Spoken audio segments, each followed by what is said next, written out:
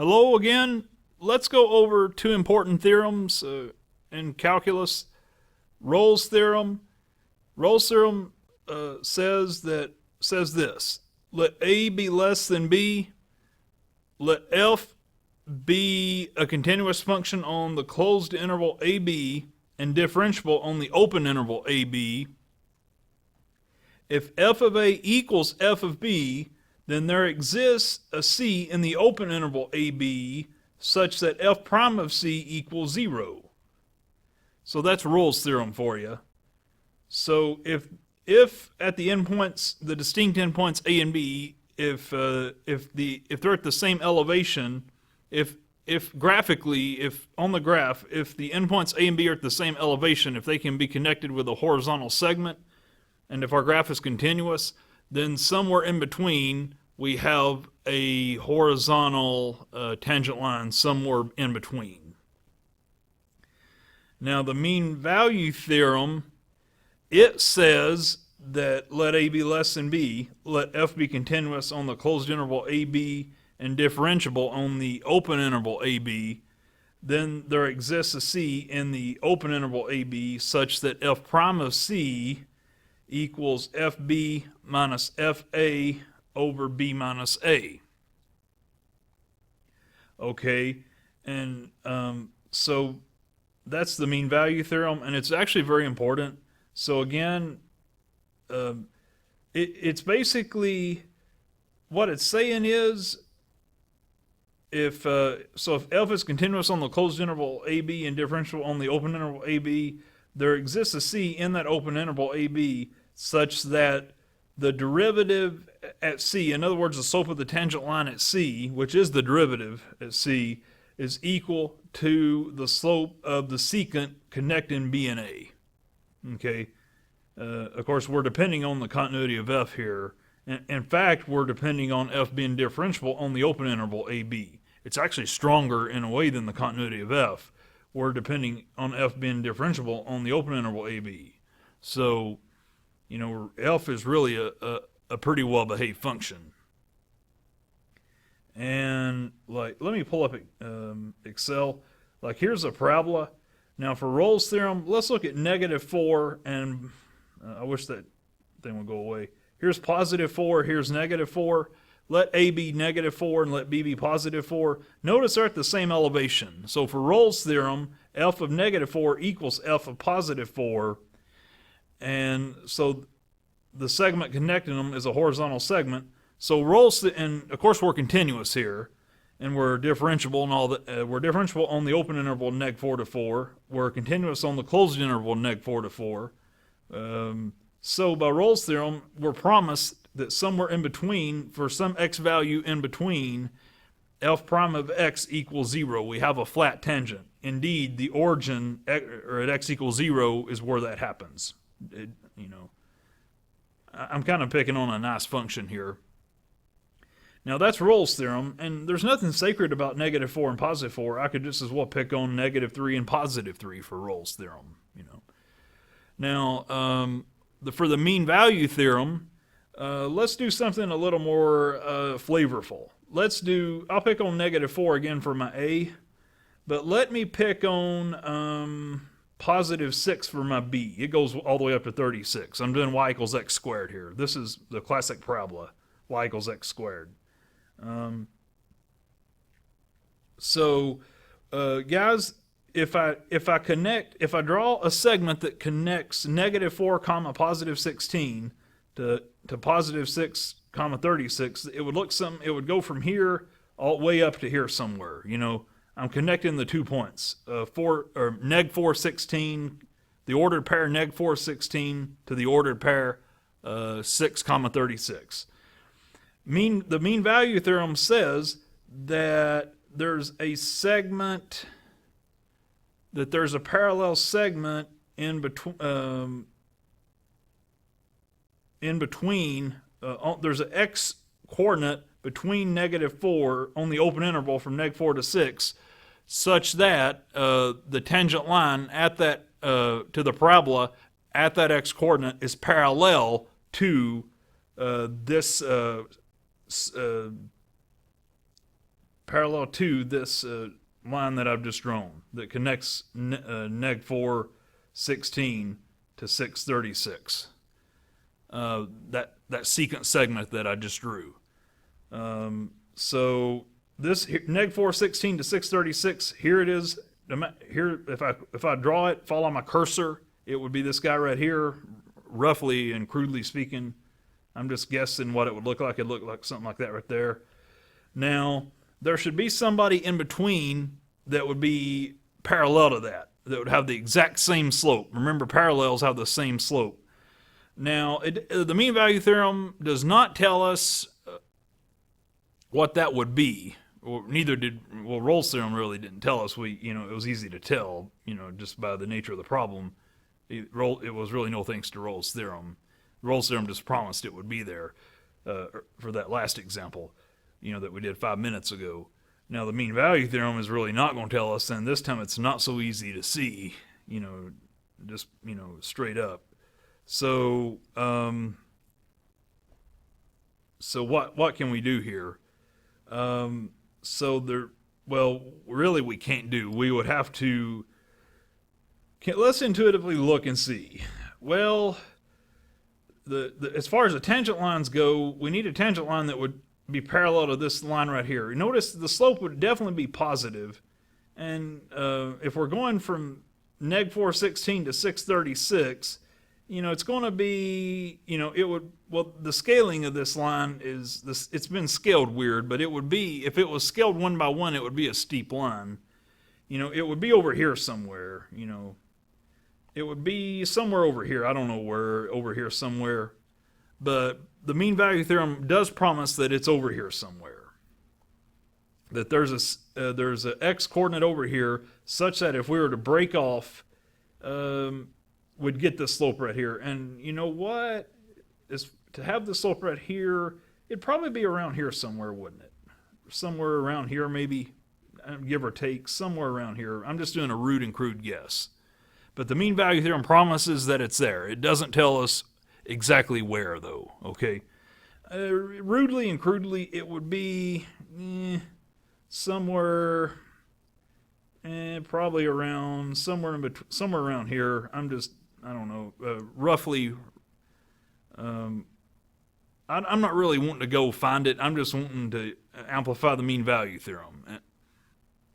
So the segment connecting neg 416 to 636, that's the secant line. The mean value theorem promises that somewhere on some x coordinate between neg 4 and positive 6 on the open interval from neg 4 to positive 6, there's an x coordinate in between on that open interval such that the secant line to the parabola y equals x squared, that secant line will be parallel to this.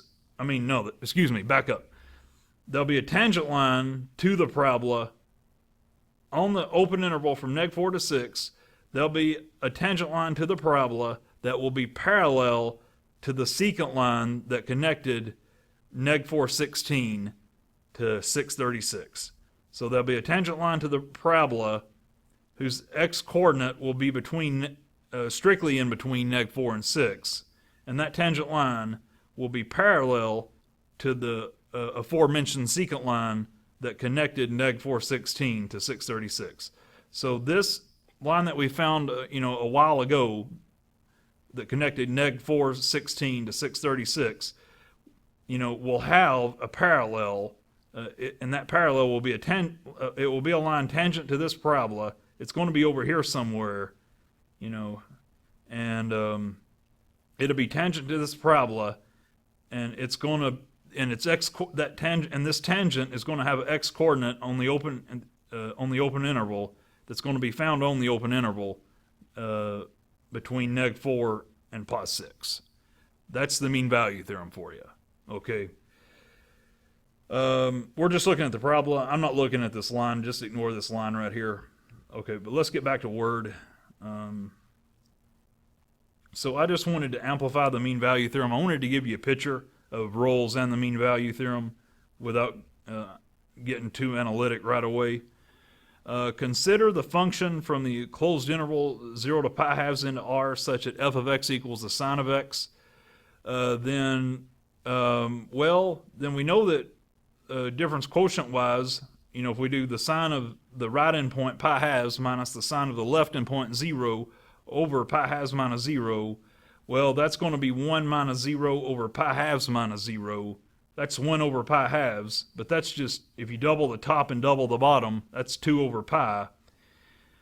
Okay, hence there exists, now by the mean value theorem, there exists a domain value C on the open interval 0 to pi halves such that f prime of C equals 2 over pi.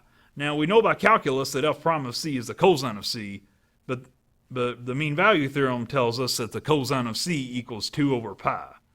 Okay?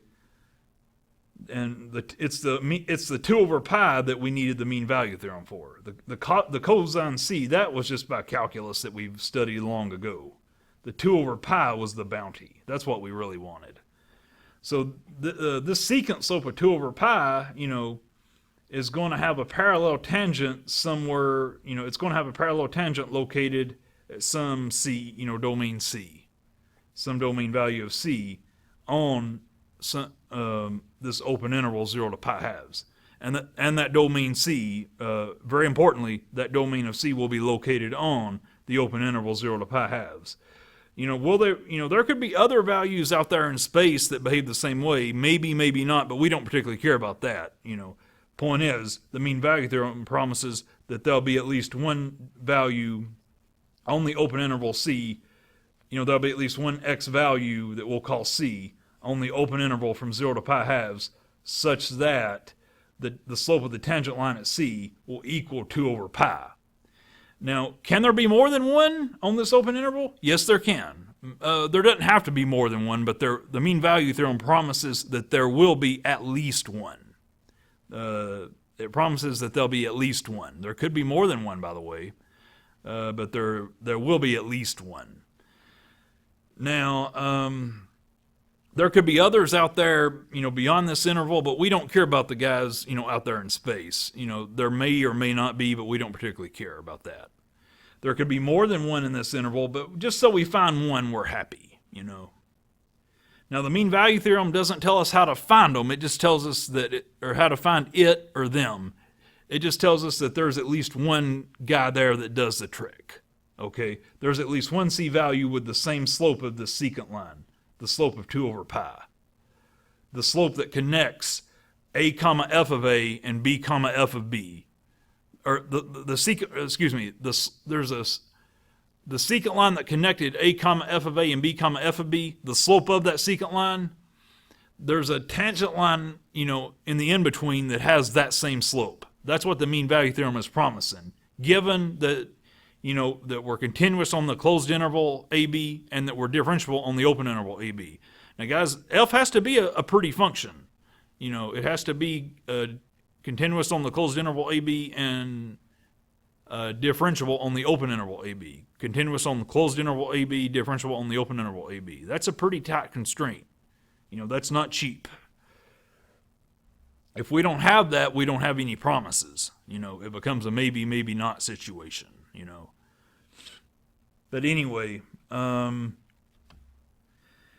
consider f from the closed interval 0 pi into r such that f of x equals sine x. Then again, this secant right here equals 0 over pi, which is 0. Oh, we get 0. Now that just degenerates to Rolle's theorem. Really, Rolle's theorem is the special type of mean value theorem when we get 0. Hence, there exists a C in the open interval 0 pi such that f prime of C equals cosine C. That's just calculus, but equals 0. The 0 comes from Rolle's theorem. And yeah, it's the mean value theorem, but it's a special type of mean value theorem called Rolle's theorem when we get 0. Same elevation. Okay. Note that neither theorem tells us where to find the C value, that works. Okay. Finding C may be very hard to do. And in the first example that we did, arc cosine of 2 over pi would have done the trick for this guy right here. Yeah, if guys, the C value in this interval that works by trigonometry I want the C value such that the cosine of C equals 2 over pi, and I want that C value to be in 0 to pi halves. By trigonometry, that is the principle, or that's the arc cosine of 2 over pi from trigonometry. The reason why we can take the arc cosine, the ordinary arc cosine, is because C is in the interval from 0 to pi halves. If it was in another interval, life would be much more delicate and would have to do some other stuff. All right. In the second example, pi halves is our desired C value. That's easy. The C value that's in 0 to pi that makes the cosine vanish is pi halves. Now, if we had another interval, again, life would be more delicate. Do you see the difference in difficulty? What I mean by that is, all I'm saying in this question right here is the second example is easier than the first. And this was kind of silly. All I meant by that is the second example is easier than the first. I don't know why I asked that in a way. That was kind of silly. But I don't guess no harm, no foul. But that'll be all for this video, guys. Thank you. I'll see you on the next video. Bye-bye.